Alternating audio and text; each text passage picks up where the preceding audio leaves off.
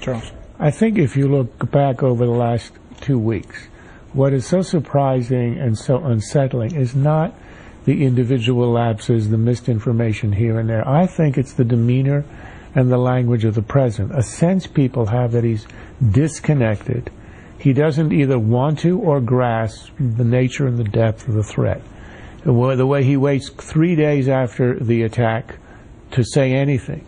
He reacts, casually dressed, looking as if he resents being taken off the golf course.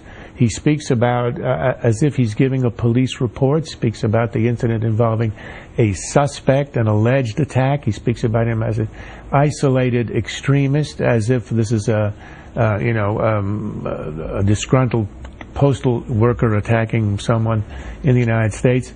The sense that it's not part of a larger effort. And it took him the 5th attempt in the remarks he made yesterday to actually use the term, "we are at war," and to make it sound as if he believes it. But when it takes a 5th attempt, and your initial reaction, which is your truest reaction, is a way of looking at it in a benign and detached way, it's extremely unsettling.